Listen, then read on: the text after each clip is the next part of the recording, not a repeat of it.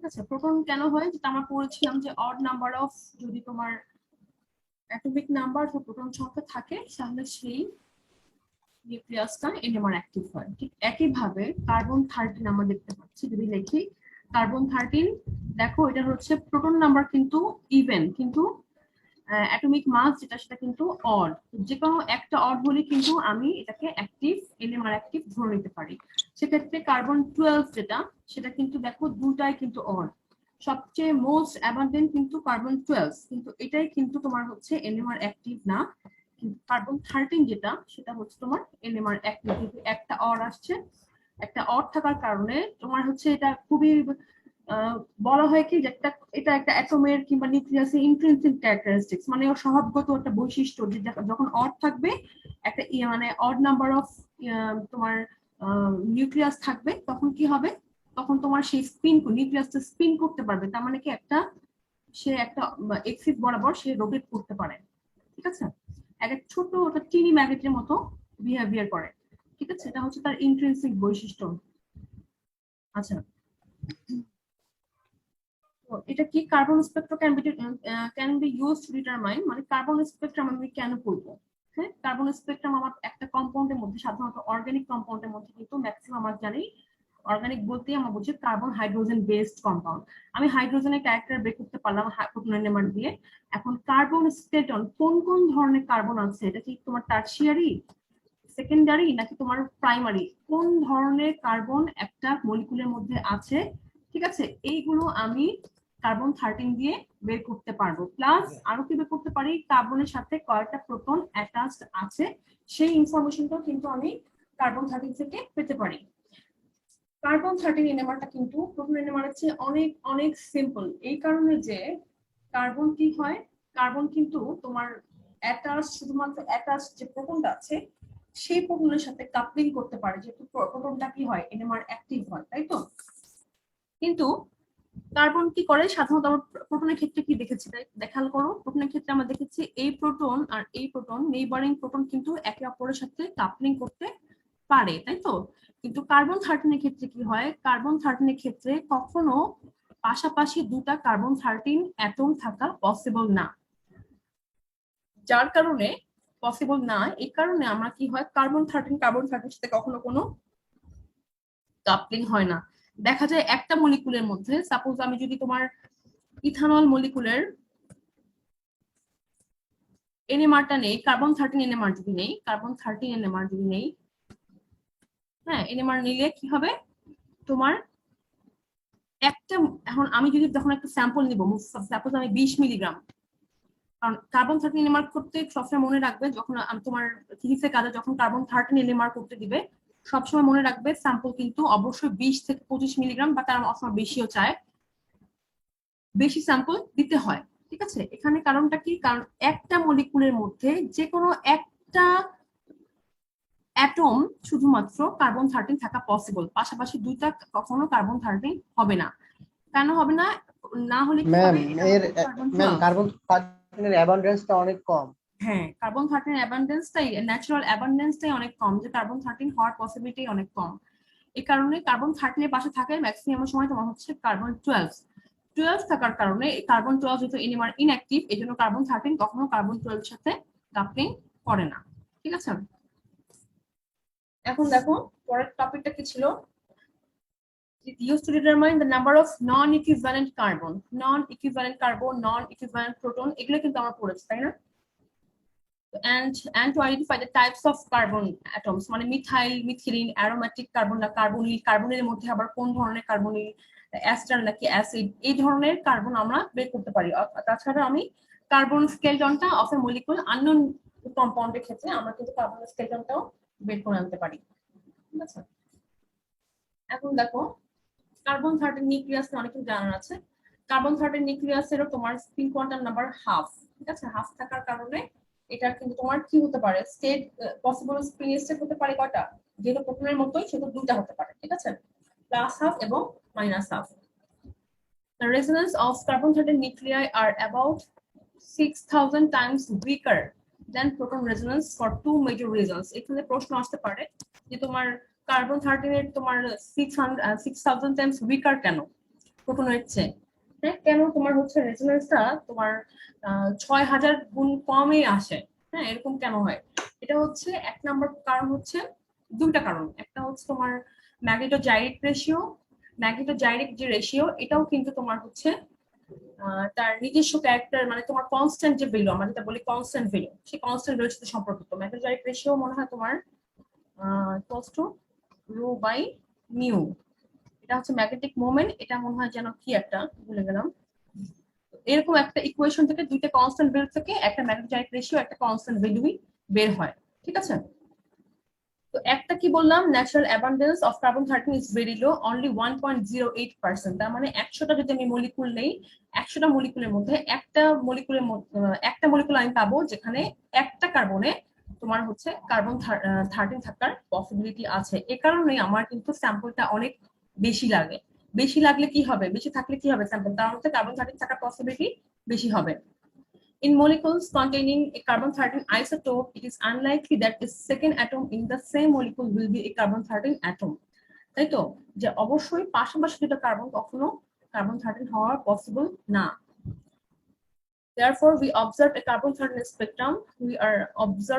When we observe, we are observing a spectrum built up from a collection of molecules in which each molecule supplies no more than single carbon-13 resonance. তার মানে কি একটা মলিকুলের মধ্যে যে কোনো একটা carbon, মনে করো বড় একটা মলিকুলের মধ্যে যে কোনো একটা কার্বন থাকবে কার্বন 13, আবার আরেকটা মলিকুলের মধ্যে মনে করো 2 নাম্বার কার্বনটা থাকলো কার্বন 13, আরেকটা মলিকুলের মধ্যে 3 নাম্বার কার্বনটা কার্বন 13, এরকম করে করে অ্যাকুমুলেট করে একটা তোমার হচ্ছে আমরা স্পেকট্রাম পাই। আচ্ছা, সেকেন্ডটা কি? সেকেন্ডটা হচ্ছে ম্যাগনেটোজাইরিক রেশিও অফ কার্বন 13 কি হয়, অনেক লো। ম্যাগনেটোজাইরিক রেশিও কম হওয়ার কারণে কি হয়, তোমার আমরা যে আলফা বিটা স্টেট পড়েছিলাম না, যে একটা আলফা স্টেট একটা বিটা স্টেট, তো এই যে তোমার ডিস্ট্রিবিউশনটা সাধারণত আমরা কি পড়েছি, যদি লোয়ার স্টেটে যদি তোমার হলো পপুলেশন হচ্ছে নিউক্লিয়ার সংখ্যা যদি বেশি থাকে, তাহলে তোমার এটা বেশি মানে রেজোনেন্সটা খুব ভালোভাবে হয়। তার মানে কি, তোমার এক্সেস নিউক্লিয়াস যদি বেশি থাকে, আমরা পড়েছিলাম না এক্সেস নিউক্লিয়াসের সংখ্যা যত বেশি হবে তত বেশি এনএমআর অ্যাক্টিভ হবে, কিংবা তোমার সিগন্যালটা তত শার্প হবে, তাই তো। এখন এখানে দেখো ম্যাগনেটিক জাইরেক্ট রেশিও কম হওয়ার কারণে কি হয়, আলটিমেটলি কার্বন 13 এর ক্ষেত্রে আলফা বিটা স্টেটের যে বোলসম্যান ডিস্ট্রিবিউশন, এটাকে আমরা বোলসম্যান ডিস্ট্রিবিউশন বলি। হ্যাঁ, আলফা বিটা স্টেটে যে তোমার ডিস্ট্রিবিউশনটা হয়, মেইন কথা হচ্ছে এক্সেস পপুলেশন কত বেশি। কার্বন 13 এর ক্ষেত্রে কি হয়, এক্সেস পপুলেশনের সংখ্যাটা অনেক কমে যায়। হ্যাঁ, কমে যাওয়ার কতটুকু কমে যায়, এটা হচ্ছে তোমার এই ম্যাগনেটোজাইরিক রেশিও যেহেতু তোমার হচ্ছে 4/1 প্রোটনের 4/1, মানে কার্বন 13 নিউক্লিয়াসের জন্য যদি 67.28 হয়, তাহলে 4 গুণ হবে তোমার হচ্ছে হাইড্রোজেনেরটা। তার মানে হাইড্রোজেনের এটাকে তুমি 4 দিয়ে ভাগ দাও, তাহলে তুমি এই ভ্যালুটা পাবে। ঠিক আছে, তাহলে ম্যাগনেটোজাইরিক রেশিওটা কম হওয়ার কারণে কার্বন 13 এর ক্ষেত্রে বোল্টজম্যান ডিস্ট্রিবিউশনে আলফা এবং বিটা স্টেটে কি হয়, কার্বন 13 এর এক্সেস পপুলেশন আলফা স্টেটে অনেক কম থাকে। ঠিক আছে, so we get a little carbon 13 to flip. Thus, carbon 13 nuclei always have resonance at a frequency lower than protons. তার মানে কি হচ্ছে দেখো, যেহেতু কার্বন 13 নিউক্লিয়াস সংখ্যাটা কম এবং গ্যাপটাও যেহেতু তোমার কমে যাচ্ছে, সেক্ষেত্রে কি হচ্ছে তোমার আমার ফ্রিকোয়েন্সি মানে যে রেডিও ফ্রিকোয়েন্সিটা আমি অ্যাপ্লাই করছি, রেডিও ফ্রিকোয়েন্সির পরিমাণটাও কিন্তু অনেক কম লাগছে, যেহেতু তোমার গ্যাপটা কম, মাঝখানের এই এনার্জিটা কিন্তু কমে যায়, যার ফলে আমি যখন রেডিও ফ্রিকোয়েন্সি আমি অ্যাপ্লাই করব, রেডিও ফ্রিকোয়েন্সি যখন অ্যাপ্লাই করে এটা অ্যাবজর্ব করবে, তখন কি হবে, তোমার 1/4 1/4 অফ প্রোটন এনএমআর এর ক্ষেত্রে সে কিন্তু অ্যাবজর্ব করবে। ঠিক আছে, সেই 1/4 রেডিও ফ্রিকোয়েন্সি মানে 1/4 কম রেডিও লেভেলে রেডিও ফ্রিকোয়েন্সি সে অ্যাবজর্ব করবে carbon 13। At lower frequencies the excess spin population of nucleus is reduced. ঠিক আছে, তার মানে কি হয়, এই যে লোয়ার ফ্রিকোয়েন্সিতে কি হয়, আসলে তোমার excess populationটা অনেক কমে যায়। This in turn reduces the sensitivity of the NMR detection procedure. তার মানে কি, যখন আমরা পড়েছি কিন্তু যে এক্সেস নিউক্লিয়াস আমি যদি এক্সেস নিউক্লিয়াসটা বাড়াতে চাই, তখন কিন্তু আমাদের ম্যাগনেটিক ফিল্ডটা বাড়াতে হয়। ম্যাগনেটিক ফিল্ড বাড়লে কিন্তু আলফা বিটা স্টেটের এনার্জি ডিফারেন্সটা কিন্তু বেড়ে যায়। কিন্তু এক্ষেত্রে কি হয়, এক্সেস নিউক্লিয়াস যেহেতু কম থাকে এবং রেডিও ফ্রিকোয়েন্সি কম রেডিও ফ্রিকোয়েন্সি সে হচ্ছে অ্যাবজর্ব করে 4 গুণ কম রেডিও ফ্রিকোয়েন্সি সে কার্বন 13 যেহেতু অ্যাবজর্ব করছে, কারণে তোমার এক্সেস নিউক্লিয়াসের সংখ্যাটাও কম থাকে, আমি ম্যাগনেটিক ফিল্ডটা খুব বেশি বাড়াতে পারি না। ঠিক আছে, যদি বাড়াই তাহলে স্যাচুরেশন স্টেটে চলে যায়।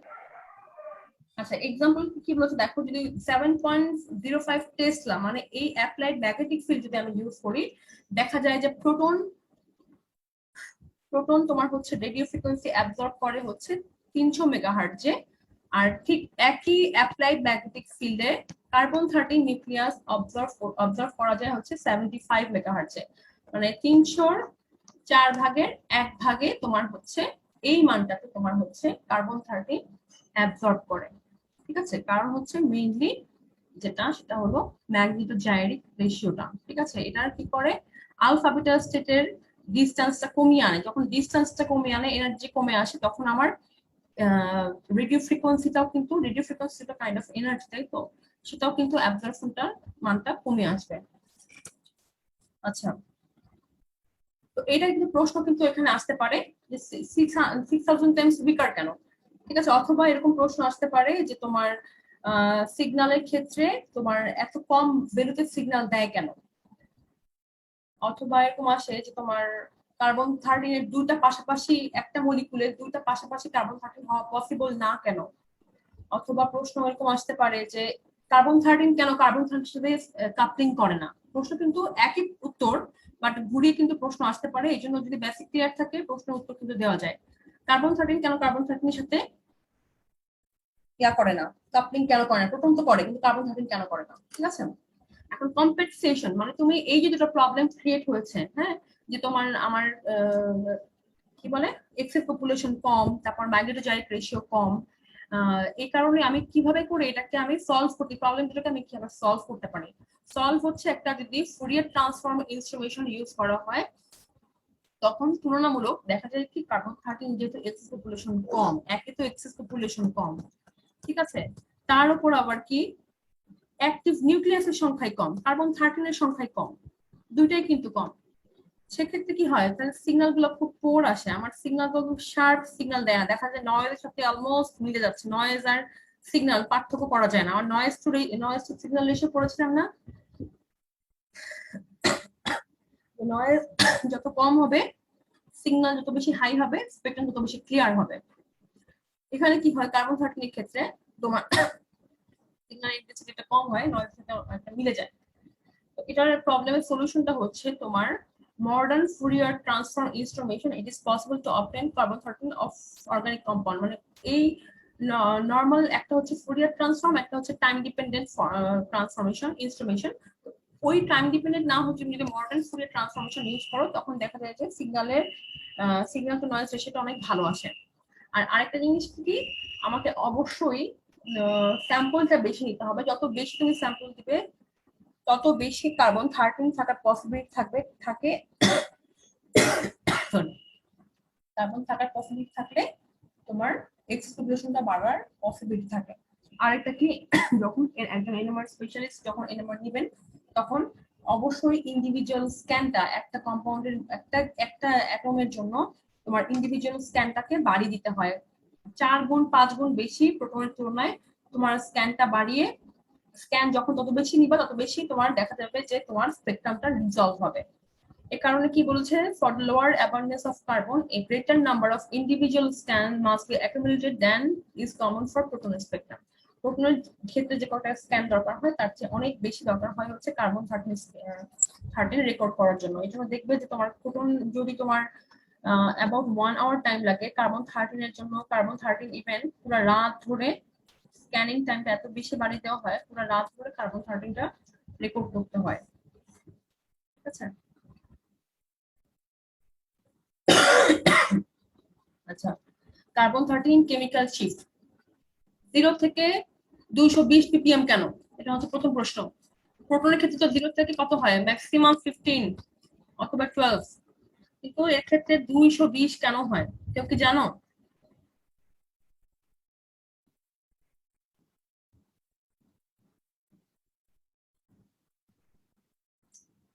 আচ্ছা, জানো না? জি ম্যাম, এনার্জি ডিফারেন্সটা বেশি থাকে, তার কারণে হচ্ছে বিটা স্পিন স্পিডে যেতে আপনার হলো বেশি রেডিও ফ্রিকোয়েন্সি দরকার হয়। আচ্ছা আমি বলছি, এখানে হচ্ছে এটা আসলে আমি আমি পড়ে তোমাদের পড়া দিচ্ছি। প্রথমত তো অবশ্যই বুঝতে পারো যে পড়াশোনার কিন্তু একটা সিস্টেম আছে। হ্যাঁ, সবকিছু মুখস্থ করতে হবে তা না, এখানে যে পড়ে আসছি এগুলো সব বুঝার বিষয়, এগুলো বুঝতে হবে। আর মুখস্থ করার সময় মুখস্থ করবো আমি হচ্ছে টেকনিক, মুখস্থের মতো টেকনিক আছে কিভাবে কোন পার্টটুকু মুখস্থ করলে বাকিটা আমার মনে থাকবে। এখানে তুমি চারটা ভাগ করে নিবে, কোরিলেশন চার্ট চারটা ডিভিশনে ভাগ করে নিয়ে তারপর করবে। Saturated carbon atoms appear at highest field nearest to TMS. Highest field বলতে বোঝাচ্ছে 8 থেকে 60 ppm এর মধ্যে স্যাচুরেটেড কার্বন গুলো আসবে। ঠিক আছে। আচ্ছা, স্যাচুরেটেড কার্বনের সাথে যদি কোনো ইলেকট্রোনেগেটিভ অ্যাটম যুক্ত থাকে সেক্ষেত্রে সেটাকে 40 থেকে 80 ppm পর্যন্ত বেড়ে যেতে পারে। The third section of the chart includes alkene and aromatic ring। তার মানে কি এখানে তোমার হলো ইয়াটা আছে, আনস্যাচুরেটেড পোর্শনটা। ঠিক আছে, এখানে কি হচ্ছে 100 থেকে 175। ঠিক আছে, কয়েকটা সেকশনে ভাগ করে নিলে তোমার হচ্ছে কি হবে, আমার কিন্তু পড়াশোনা করতে মুখস্থ রাখতে সুবিধা হবে। প্রথমে আমি পড়বো হচ্ছে এই চারটা, এই তিনটা, প্রাইমারি সেকেন্ডারি টারশিয়ারি কার্বন। আমি কিন্তু কার্বন দিয়ে পড়ছি, তাই তো। প্রাইমারি টারশিয়ারি সেকেন্ডারি কার্বনের ভ্যালুগুলো কততে আসে তা মুখস্থ করতে হবে। তারপরে ইলেকট্রোনেগেটিভ অ্যাটম অ্যাড হলে স্যাচুরেটেড কার্বনের কতটা ডেভিয়েট হয়, এই ভ্যালু থেকে কতটুকু ডেভিয়েট হয় সেগুলো মুখস্থ রাখতে হবে। অবশ্যই কার্বন অক্সিজেন সিঙ্গেল বন্ড, এটা অনেক ইম্পর্টেন্ট এবং এটা অনেক ইম্পর্টেন্ট। ঠিক আছে। কার্বন 13 এর ক্ষেত্রে আরেকটা ভ্যালু খুব ইম্পর্টেন্ট, সেটা হচ্ছে নাইট্রাইল। নাইট্রাইল 110 থেকে 140। ঠিক আছে। আচ্ছা, আরেকটা ভ্যালু ছিল, ওই ভ্যালুটা কোথায় আমি খুঁজছি। হ্যাঁ, carbon carbon carbon carbon triple bond 65। আরেকটা ভ্যালু ছিল 5 এ, কোথায় ছিল।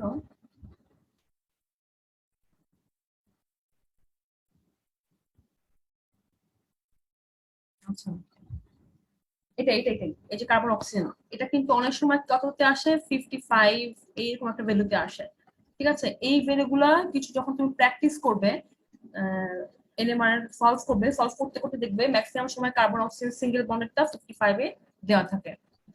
তো এই যে ভ্যালুগুলো, প্রত্যেকটা ভ্যালু আসলে এটা মুখস্থ করতে হবে। ঠিক আছে। 110 থেকে 175 এখানে হচ্ছে কার্বনিল ভ্যালুগুলো সব আসছে, কার্বনিল ভ্যালুগুলো একটু বেশিতে আসে। সেটার কারণটা কি, কার্বনিল ভ্যালু সেটা পরে করবো। কার্বনের ভ্যালু তোমার সরাসরি এখানে অক্সিজেন যুক্ত থাকে ডাবল বন্ড হয়ে, যার কারণে এখানে অনেক কার্বনের কার্বনিল মূলকের যে কার্বনটা আছে সেটার ভ্যালুটা অনেক বেশি ডিশেল্ডেড থাকে। ঠিক আছে। কারণ এখানে একটা জিনিস খেয়াল করবে, যেটা আমি বলছিলাম 0 থেকে 220 কেন কার্বন 13 এর ক্ষেত্রে, আর প্রোটনের ক্ষেত্রে তোমার হচ্ছে 0 থেকে মাত্র 50। যে কোনো ইফেক্ট মনে করো, যে কোনো ইফেক্ট মানে ইলেকট্রোনেগেটিভ ইফেক্ট অথবা হচ্ছে তোমার আনস্যাচুরেশন আসছে অথবা কোনো ফাংশনাল গ্রুপ যুক্ত হচ্ছে, সবকিছুই ইফেক্টটা কিন্তু ডিরেক্টলি আগে কার্বনের উপর পড়ে, তাই না। তারপর পরে হলো হাইড্রোজেনের উপর। যেমন মনে করো এই কম্পাউন্ডে যদি আমি প্রোটন এনএমআর নেই, তখন আমি খেয়াল করবো যে এখানে কি CH3 অ্যালকাইল গ্রুপটা কি আছে, এখানে CH3, এই হাইড্রোজেনের উপর কি প্রভাবটা পড়বে। এই যে ফাংশনাল গ্রুপটা যুক্ত হলো, এটার কারণে এই হাইড্রোজেনের প্রভাবটা আমি খেয়াল করি। কিন্তু খেয়াল করো আমি যখন কার্বন 13 নিচ্ছি, এই কার্বন, এটা যদি কার্বন 13 হয় তাহলে এই কার্বন 13 সাথে কিন্তু এই যে তোমার দুটা যুক্ত হচ্ছে ফাংশনাল গ্রুপ, এই যে অক্সিজেনের মানে ইফেক্টটা কিন্তু ডিরেক্টলি কার্বনের উপর পড়ে। আর হাইড্রোজেন পড়তে গেলে কিন্তু 1 2 অলমোস্ট 2 বন্ড ডিস্টেন্সে গিয়ে কিন্তু অক্সিজেনের ইফেক্টটা কিন্তু, অথবা 3 বন্ড ডিস্টেন্সে গিয়ে কিন্তু কাজ করছে। কিন্তু কার্বন 13 এর ক্ষেত্রে কি হয়, ডিরেক্ট বন্ডে সিঙ্গেল বন্ড বরাবর কাজ করে। এই কারণে তোমার হচ্ছে ভ্যালুটা অনেক বেশি বেড়ে যায় কিংবা কমে যায়। এই জন্য দেখো 220 ppm অনেক বেশি ডিশেল্ড। তার মানে কি, যখন এই অক্সিজেন যুক্ত হচ্ছে, আয়োডিন ক্লোরিন ব্রোমিন নাইট্রোজেন যুক্ত হচ্ছে, তখন কি হচ্ছে, এই যে সিও যদি থাকতো তার পাশে আমি কি করি, আমি CH3 থাকলে, তাই তো, CH3টা আমি কাউন্ট করি। কারণ এখন খেয়াল করো অক্সিজেনের সাথে এই হাইড্রোজেনের ডিস্টেন্সটা আসলে কিন্তু 3 বন্ড ডিস্টেন্স, তাই তো। 3 বন্ড ডিস্টেন্স হওয়ার কারণে যে ডিশেল্ডিং ইফেক্ট আসছে সেটা কিন্তু কম হবে কার্বনের তুলনায়। কেন? কারণ কার্বন কিন্তু অক্সিজেনের সাথে ডিরেক্টলি বন্ডেড, একদম সিঙ্গেল বন্ড ডিসটেন্স, যার কারণে ইফেক্টটা কিন্তু কার্বনের উপর অনেক বেশি, যার কারণে তোমার এখানে রেঞ্জটা অনেক বেশিতে আসে। ঠিক আছে? আচ্ছা, chemical shift of carbon-13 appear over a range 0 থেকে 220 ppm, much larger than that observed for proton. Why? আচ্ছা, এখানেও একটা কথা আছে, সবকিছুই ওই ম্যাগনেটো ডাইরেক্ট রেশিও যে কথাটা আছে, হ্যাঁ এখানেও দুটা ম্যাগনেটো ডাইরেক্ট রেশিও আসবে। কারণ ম্যাগনেটো ডাইরেক্ট রেশিও হচ্ছে কি একটা একটা নিউক্লিয়াসের ইন্ট্রিনসিক একটা বৈশিষ্ট্য, তার সমস্ত ক্যারেক্টার, একটা অ্যাটমের সমস্ত ক্যারেক্টার কিন্তু ডিটারমাইন করবে আসলে ওই ওই যে তোমার ইন্ট্রিনসিক, ওই একটা স্পিন আছে ওর, একটা কতটুকু ম্যাগনেটো ডাইরেক্ট রেশিও আছে, এই ক্যারেক্টার গুলো কিন্তু বাকি সবগুলো ক্যারেক্টারকে তোমার সাপোজ করবে। ঠিক আছে? কোনটা কি হবে না হবে এটা কিন্তু সেই ডিটারমাইন করবে।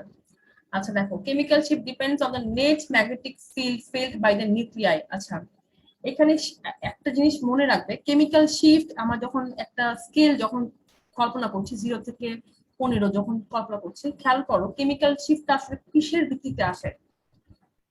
আমি আমি মানে মনে করো যে ম্যাগনেটিক ফিল্ড, আমি অ্যাপ্লাইড ম্যাগনেটিক ফিল্ড দিচ্ছি একটা নিউক্লিয়াসে, দিলে এখন ম্যাগনেটিক ফিল্ডটা কিন্তু অপোজ করে, তাই না? ইলেকট্রন যে আশেপাশে ইলেকট্রন গুলো আছে, ইলেকট্রন গুলো কিন্তু তোমার অপোজ করছে। অপোজ করার পরে দেখা যায় যে ইলেকট্রনিক এনভায়রনমেন্ট কিন্তু প্রোটনের ক্ষেত্রে এবং কার্বন সাইডের ক্ষেত্রে কিন্তু এক না। ঠিক আছে? প্রোটনের ক্ষেত্রে প্রোটন যেভাবেই থাকুক না কেন তার আশেপাশে সবসময় দুটো ইলেকট্রন থাকে, তাই তো? ম্যাক্সিমাম ওর আশেপাশে দুটো ইলেকট্রন থাকে।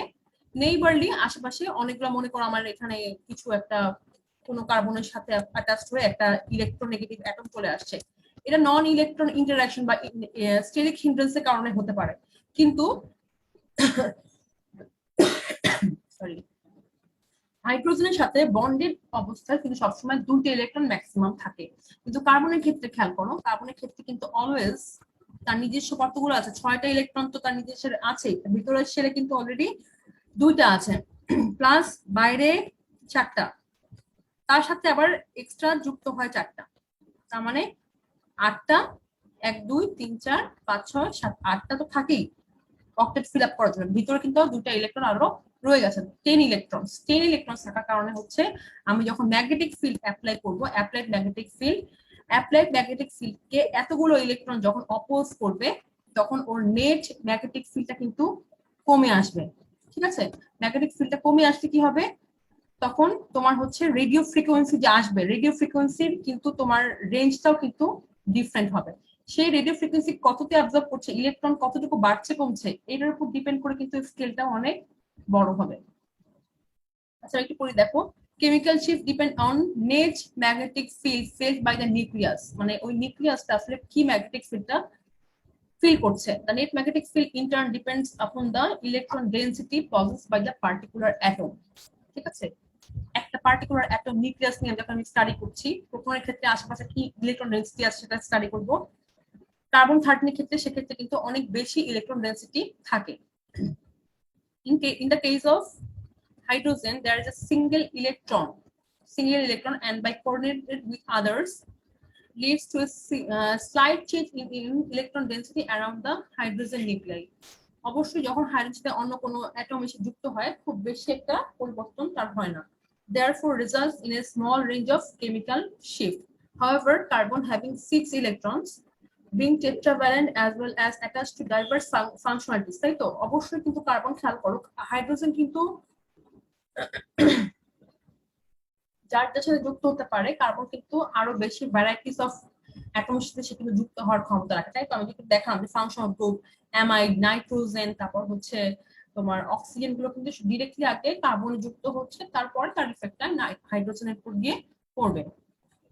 আচ্ছা, এই যে তোমার ডাইভার্স ফাংশনালিটিস যুক্ত হচ্ছে, that leads to the considerable change in electron density. Electron ডেনসিটিতে একটা পরিবর্তন ঘটায় অ্যারাউন্ড দ্য নিউক্লিয়াই, কার্বন-13 নিউক্লিয়াসের আশপাশে, possess broader range of chemicals, যেটা আমাদেরকে একটা ব্রড রেঞ্জ দেয়। আর 2 নাম্বার কারণ যেটা আমি তোমাদেরকে আগেই বলেছি, সেটা হলো প্রত্যেকটা ইফেক্ট, হ্যাঁ, প্রত্যেকটা যে তোমার ক্যারেক্টারিস্টিক গুলো আছে চেঞ্জ করছে, ফ্যাক্টরস এফেক্টিং কেমিক্যাল শিফট, প্রত্যেকটা ফ্যাক্টরস কাজ করে হচ্ছে সিঙ্গেল বন্ড বরাবর। হ্যাঁ, the range of chemical shift is larger for carbon atoms than for hydrogen atoms because the factors affecting carbon shift operate either through one bond or directly on carbon অথবা through one bond maximum কাজ করে, যার কারণে কি হয় এটার ইফেক্টটা carbon সাথে স্কেলের উপর অনেক বেশি পড়ে, ডিশেলডেড জোনটা কিন্তু অনেক বেশি হয়, ঠিক আছে। which operate through more bonds in hydrogen কি হয় 3 থেকে 4 বন্ড 5 বন্ড ডিসটেন্সে কিন্তু আমরা দেখেছি কাজ করে।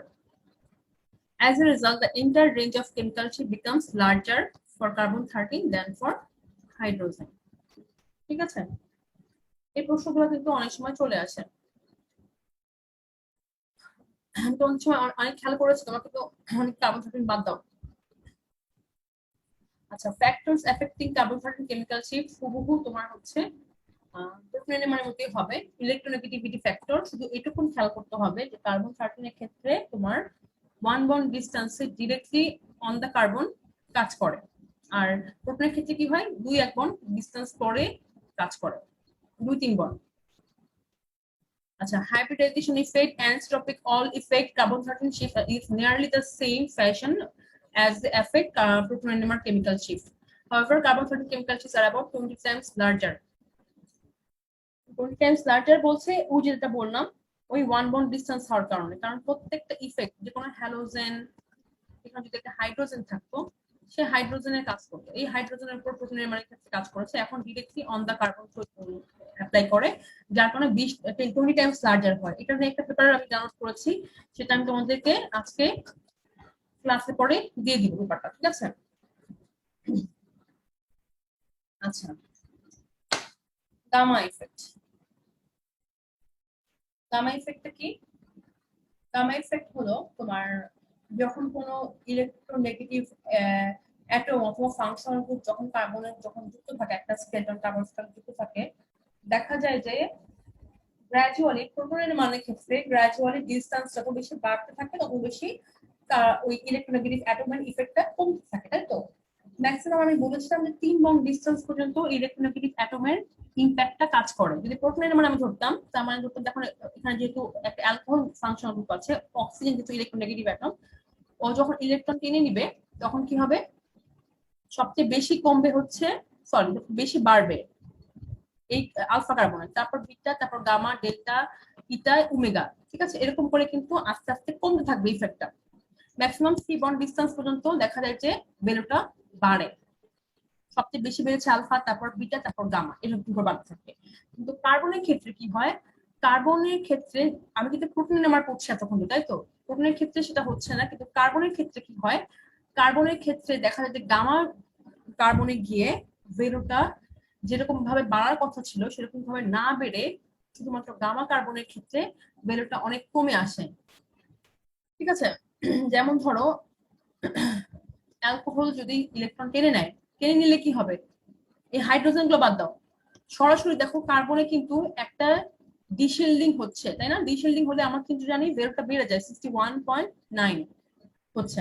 আচ্ছা, এরপরে সেকেন্ড কার্বনে 32.8, তারপরে 25.8 আসছে। আচ্ছা ঠিক আছে, বুঝলাম যে কমছে, তাহলে এখানে কিন্তু যদি কমতেই থাকতো তাহলে এখানে কিন্তু আরো বেশি কমার কথা ছিল, তাই না। 25 এর চেয়েও কম হওয়ার কথা ছিল এই যে তোমার ডেল্টা কার্বনে, কিন্তু তা না হয়ে দেখো 32.32 এখানে মানে কিছুটা বাড়ার দিকে, মানে নর্মাল রেঞ্জে আসছে। তারপরে তোমার 22.8, 14.2, এটা তো হচ্ছে তোমার ইয়ার কারণে এখানে 3টা হাইড্রোজেন যুক্ত আছে, এখানে 2টা হাইড্রোজেন যুক্ত আছে, এই কারণে তোমার কিন্তু এটা বেশি, এটা একটু কম।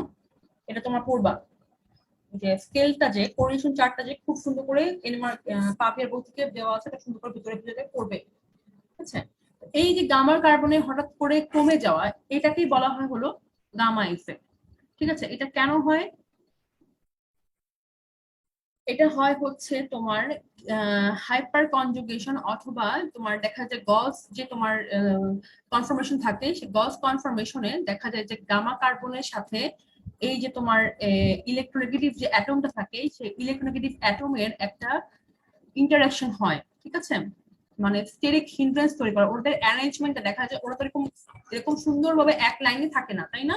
প্রত্যেকে কিন্তু টেট্রাহেড্রাল শেপে, খেয়াল করো কিন্তু প্রত্যেকটা কার্বন কিন্তু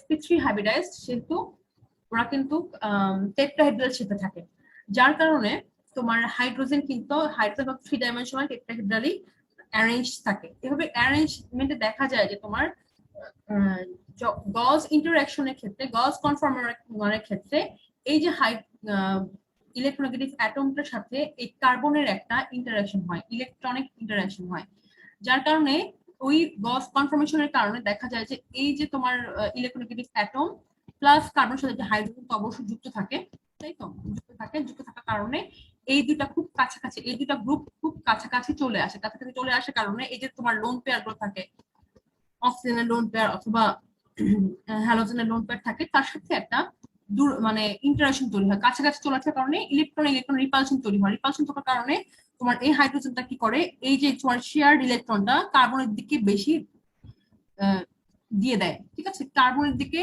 সরে যেতে চায়। কারণটা কি, যে ইলেকট্রন ইলেকট্রন রিপালশনটা হচ্ছে। ইলেকট্রন রিপালশন কেন হচ্ছে? কারণ গামা কার্বনটাই দেখা যাচ্ছে যে গস কনফর্মেশনের ক্ষেত্রে, কারণ আমার কিন্তু কনফর্মেশন আমার যদি করে থাকি ভালো মতন নর্মাল টেম্পারেচারে, কিন্তু সে কিন্তু তার কনফর্মেশন কন্টিনিউয়াস চেঞ্জ করে, তাই না, কিন্তু কোনো ডাবল বন্ড নাই, যেহেতু কনফর্মেশন কন্টিনিউয়াস চেঞ্জ করছে, চেঞ্জ করলে কি হয়, একবার গস, একটা অ্যান্টি প্যানার, একবার কি আরেকটা জানি কি আছে, গস কনফর্মেশন, আরেকটা কনফর্মেশন আছে, কনফর্মার আছে,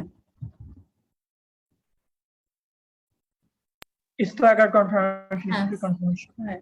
তো এই যে তোমার কনফার্মেশন গুলো কিন্তু একটা পর একটা চেঞ্জ হয়, দেখা যাচ্ছে গস যখন কনফার্মেশনে আসে, গস কনফার্মেশন তো স্টেবল হয়, স্টেবল হওয়ার কারণেও কিন্তু তোমার কি হচ্ছে,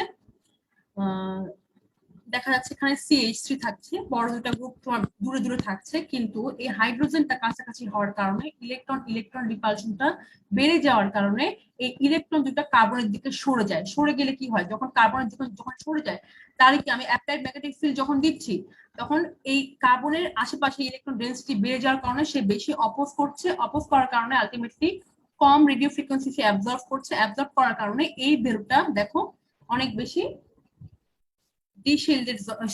শিল্ডেড জোনে আসছে, কিছুটা শিল্ডেড হয়ে যাচ্ছে, কিছুটা শিল্ডিং হয়ে যাচ্ছে, আমরা কিন্তু দেখতেই পাচ্ছি ইলেকট্রন দ্বারা এই কার্বনটা কিন্তু শিল্ডেড হয়ে যায়, যার কারণে তোমার গামা কার্বনের মানটা একটু কমে যায়, ডেল্টার থেকেও কমে যায়, কারণ ডেল্টার মধ্যে কিন্তু এই ইফেক্টটা কিন্তু থাকে না, ঠিক আছে। এই ইফেক্টটা অনেকভাবে এরকম করে দেওয়া আছে, দেখো আমি এখানে একটু দেখাচ্ছি, আলফা আলফা বিটা গামা, তুমি এটা দুইটা বই থেকে মনে হয় দুই তিনটা এক্সপ্লেনেশন আমি নিয়েছি। তো এখানে তোমার যে কোনো যেটা ভালো লাগে তুমি সেই এক্সপ্লেনেশন দিতে পারো, কোনো সমস্যা নেই। এই যে আলফা বিটা গামা, ঠিক আছে, চিত্রটা এভাবে দেওয়া যায়, এটা মনে হয় এটা কোন বই থেকে নিলাম, পাবের বই থেকে মনে হয়। তো ইলেকট্রন ইলেকট্রন রিপালশনের কারণে এই যে ইলেকট্রনটা কি হয়, কার্বনের দিকে চলে আসছে, যার কারণে কার্বনের আশেপাশে ইলেকট্রন ডেনসিটি বেড়ে যায়, বেড়ে যাওয়ার কারণে শিল্ডিং হচ্ছে। আরেকটা কি, আরেকটা এখানে বলছি যে তোমার হাইপার কনজুগেশন একটা কনসেপ্ট নিয়ে আসছে। হাইপার কনজুগেশন মানে অরবিটালের মাধ্যমে, পাশাপাশি অরবিটালে ইলেকট্রন শেয়ারের মাধ্যমে, একই কথা, যে তোমার ইলেকট্রন গুলো এই যে তোমার ইলেকট্রোনেগেটিভ যে অ্যাটমটা আছে, সেই অ্যাটমের যে অরবিটাল আছে, খেয়াল করো এই অরবিটালের যে ইলেকট্রন ডেনসিটি আধিক্যতা আছে, সেই ডেনসিটিটা কিছুটা হাইপার কনজুগেশন মানে হচ্ছে অরবিটাল অরবিটাল পাশাপাশি কিছুটা মানে পার্শিয়ালি ওভারল্যাপ করে বিটা থেকে এই যে গামাতে চলে আসবে, হ্যাঁ, ইলেকট্রনের কিছুটা পার্সেন্টেজ ডেনসিটি, যার কারণে এই ডেল্টা কার্বনের মধ্যে তোমার গামা কার্বনের মধ্যে কি হচ্ছে, ইলেকট্রন ডেনসিটি বাড়ার কারণে শিল্ডিং হচ্ছে, শিল্ডিং এর হওয়ার কারণে বেরটা কমে যাচ্ছে। The origin of this effect is thought to be steric compression, যে steric compression অথবা steric hindrance, মানে ইলেকট্রন ইলেকট্রন রিপালশনটা হচ্ছে।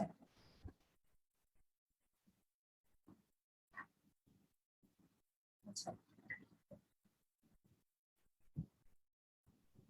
এটা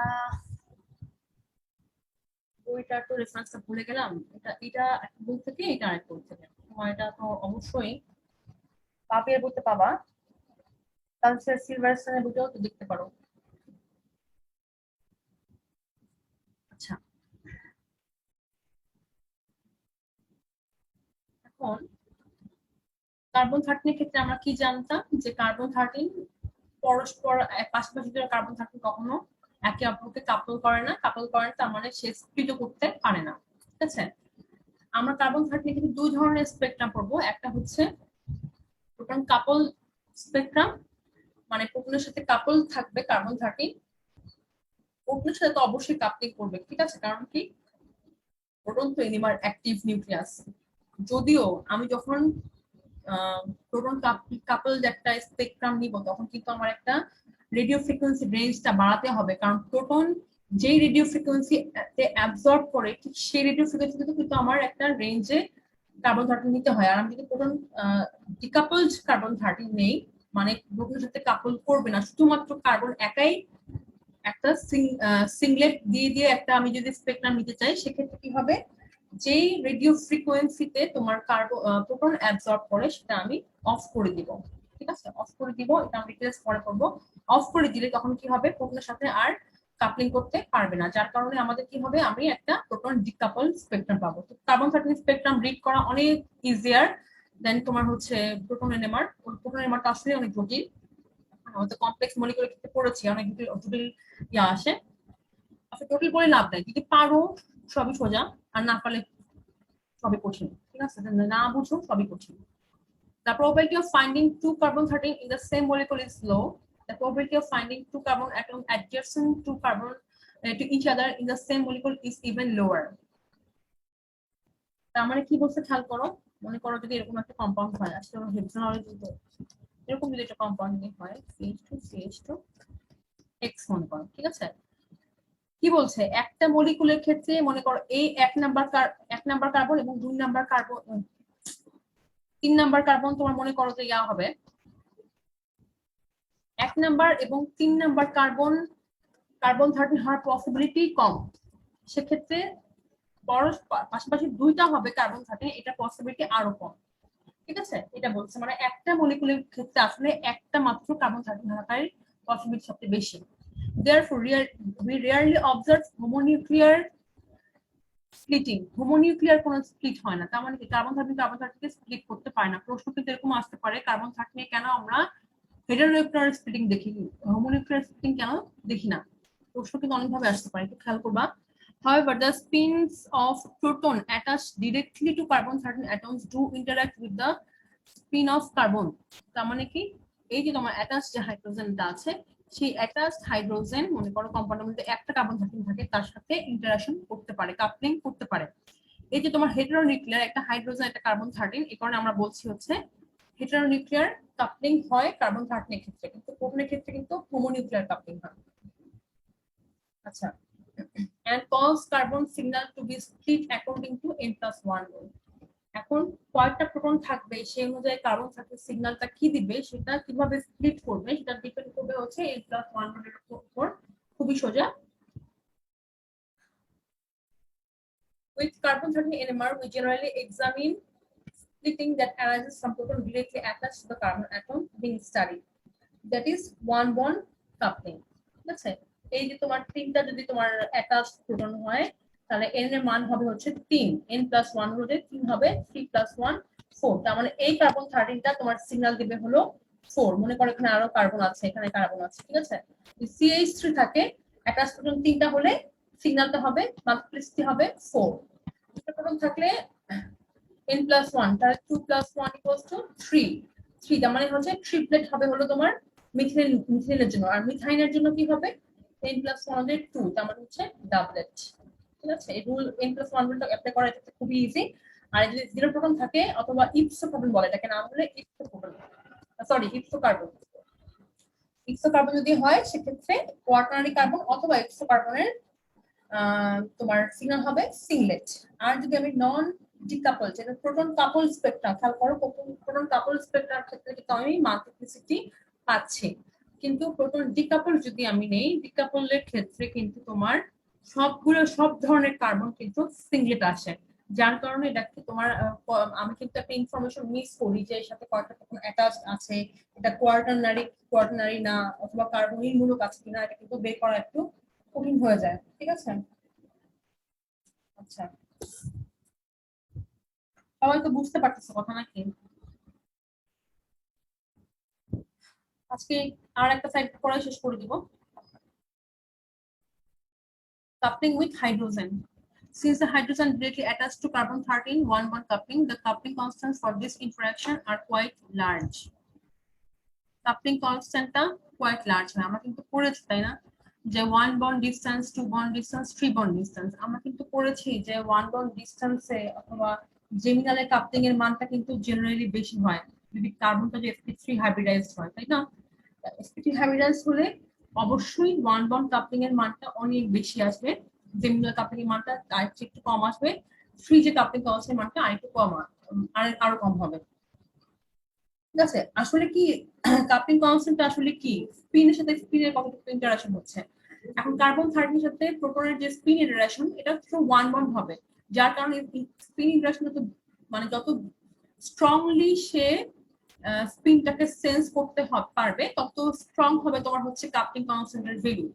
যেহেতু 1 বন্ড ডিসটেন্স থাকে, অরবিটাল অরবিটাল ইন্টারঅ্যাকশনটা খুব ভালো হয় স্পেসিফিক ক্ষেত্রে, এই কারণে 1 বন্ড কাপলিং কনস্ট্যান্টের মানটা কার্বন-13 এর ক্ষেত্রে অনেক বেশি হয়। The coupling constant for this interaction are quite large with Z values about 100 থেকে 250 হার্টজ। খেয়াল করো কত বেশি, আমরা কিন্তু 0 থেকে 115 পর্যন্ত ম্যাক্সিমাম পড়েছি তাই না? এখান থেকে দেখো 100 থেকে 250, যেখানে এই হাইড্রোজেনের সাথে এই হাইড্রোজেনের টিপিক্যাল ছিল তোমার অ্যাবাউট কত 9, 10, 12 এরকম হতে পারতো। ঠিক আছে, সেরকম 7 থেকে 8 স্পেসিফিক হলে এইটা না হয়ে কিন্তু আমাদের যেহেতু এখানে কার্বন-13 সাথে তোমার হচ্ছে হাইড্রোজেন ডিরেক্টলি অ্যাটাচ থাকে, কাপলিং কনস্ট্যান্টটা অনেক বেশি আসে। Spectra that show spin splitting or coupling between carbon-13 and the proton directly attached to it are called proton couples। যেটা বলেছিলাম যে প্রোটন যদি অ্যাটাচ থাকে সেটাকে আমরা বলি প্রোটন কাপল স্পেক্ট্রা, আর যদি অথবা নন ডিকাপল স্পেক্ট্রা। আর যদি ডিকাপল করে দেই, ডিকাপল হচ্ছে একটা টেকনিক, আমরা এখানে সেকেন্ড ডিকাপলার ইউজ করতে হয়, এটা আমি ক্লাসে পড়াবো। ডিকাপলার ইউজ করলে তখন কি হয়, প্রোটন সবগুলো স্যাচুরেশন স্টেটে চলে যায়। প্রোটন তখন স্যাচুরেশন স্টেট চলে গেলে কি হয়, স্যাচুরেশন স্টেটে চলে গেলে মনে করবে যে তোমার স্পিন দুইটা যে স্পিন স্টেট এটা কিন্তু আলাদা করতে পারা যায় না, তাই না? দেখি প্লাস অফ স্টেটে আছে নাকি মাইনাস অফ স্টেটে আছে, কার্বন-13 সেটা সেন্স করতে পারে না। সেন্স করতে না পারার কারণে কার্বন-13 এর নেট স্পিন স্টেট 0 ধরে নেওয়া হয়। ঠিক আছে, 0 ধরে নেওয়া হয়, যার কারণে ওর সাথে সে আর স্পিনটা সেন্স করতে না পারার কারণে সে আর কাপল করতে পারে না, যার কারণে প্রোটন ডিকাপল যে স্পেকট্রাম পাই, প্রোটন যখন ডিকাপলার দিয়ে ডিকাপল করে দেওয়া হয় তখন কিন্তু আমি কার্বন-13 এর ক্ষেত্রে শুধুমাত্র একটা সিঙ্গেল পাচ্ছি। এটাকে এই সিঙ্গেলটাকে কিন্তু আর কেউ স্প্লিট করতে পারে না। আচ্ছা, আজকে এই পর্যন্তই থাক। তোমাদের কোনো প্রশ্ন আছে কিনা? তোমাদের কোনো প্রশ্ন আছে কিনা? তোমাদের কি সবার খুব মন খারাপ হয় না, ক্লাস খুলছে না? জি ম্যাম, অনলাইন ক্লাস করতে ভালো লাগে না ম্যাম। হ্যাঁ, একটু তো খারাপ লাগারই কথা। এখন কি করবো বলো, তোমাদের অ্যাটলিস্ট আমি মনে করি ক্লাস তো ক্লাসই, ম্যাম অনলাইন ক্লাসে ম্যাম মনোযোগ থাকে না। ম্যাম আপনি একটু স্লো পড়ালে ভালো হয় ম্যাম, আমরা যেন পরে ক্লাসগুলো অফলাইনে করতে পারি। আবার ক্লাসে পড়া বুঝো না সেটা বলো আগে, এটা হচ্ছে বুঝছি ম্যাম, কিন্তু ম্যাম হচ্ছে পরে আমরা অফলাইনে ক্লাস শেষ অনলাইনে শেষ হয়ে গেলে পরে হচ্ছে যে অফলাইনে আর ক্লাস করতে পারবো না আপনার। শোনো, তোমাদের যদি সমস্যা হয় আমি পরে নেক্সট তোমাদের অফলাইন ক্লাস নিয়ে নেবো, সেটা সমস্যা নেই। ঠিক আছে, তোমাদের যদি কত সমস্যা হবে, তবে আমি ওর শুধু বসে থেকে আমার একটা কোর্স আসি থাকে, কোর্সের কোনো শেষ নাই। বড় কথা হচ্ছে বুঝতে পারো কিনা পড়াগুলো। বুঝতে পারি ম্যাম, আমি রেকর্ডিং দিয়ে দিচ্ছি, স্লাইড দিয়ে দিচ্ছি। ম্যাম আসলে বলো। ম্যাম আসলে মনোযোগ থাকে না, বোঝার বিষয়টা আসলে এই জন্যই সমস্যা হয় অনলাইনে মনোযোগ ম্যাম। রাখতে হবে, কিছু করার নেই, মনোযোগ রাখতে হবে, জোর করে হলে মনোযোগ রাখতে হবে। ঠিক আছে ম্যাম দুই একটা